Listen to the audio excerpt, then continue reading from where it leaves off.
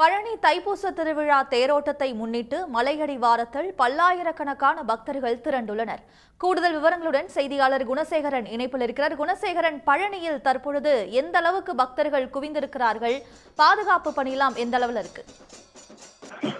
நிச்சயமாக அறுபடை வீடுகளில் மூன்றாம் படை வீடான பழனியில் தைப்பூச திருவிழா வெகு விமரிசையாக நடைபெற்று வருகிறது.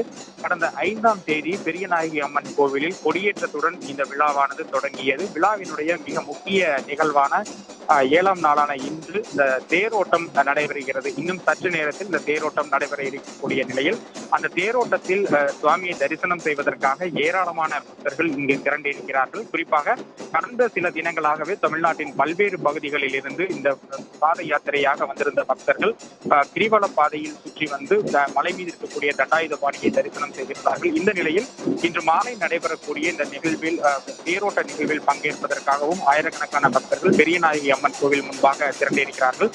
தற்பொழுது அந்த தேரோட்டத்திற்கான இந்த ஏற்பாடுகள் அனைத்தும் தயார் நிலையில் இருக்கக்கூடிய நிலையில் முன்னதாக இந்த விநாயகர் மற்றும் வீரபாகு ஆகிய தேர்களினுடைய தேரோட்டம் தற்பொழுது தொடங்கி இருக்கிறது. அதனைத் தொடர்ந்து இன்னும் சற்று நேரத்தில் பெரிய தேர் என்று சொல்லக்கூடிய முத்துக்குமாரசாமி வள்ளி தெய்வானை படியமர்த்தப்பட்டிருக்கக்கூடிய அந்த திரு தேரோட்டம் என்பது தொடங்க இருக்கின்றது. நேற்று திருக்கல்யாண உற்சவம் வெகு விமரிசையாக நடைபெற்றிருந்த நிலையில் அந்த திருமண கோலத்தில் எழுந்தருளி இருக்கக்கூடிய முத்துக்குமாரசாமி வள்ளி தெய்வானை ஆகியோர் இந்த திரு தேரில் படியமர்த்தப்பட்டு தற்பொழுது சிறப்பு பூஜைகள் நடைபெற்றன. இந்த பூஜைகளை தொடர்ந்துதான் இந்த திரு தேரோட்டம் என்பது நடைபெற இருக்கின்றது.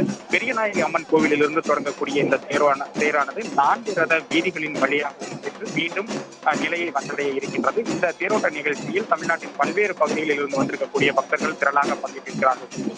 காவலை பொறுத்தவரைக்கும் அதிகப்படியான பக்தர்கள் வருகை தந்திருக்கக்கூடியதால் ஒரு 3000க்கும் மேற்பட்ட போலீசார் பலத்த பாதுகாப்பு ஏற்பாடுகளை செய்திருக்கிறார்கள். விவரங்களுக்கு நன்றி குணசேகரன். உடனுக்குடன் செய்திகளை தெரிந்து கொள்ள சன் நியூஸ் பெல் ஐகானை கிளிக் பண்ணுங்க.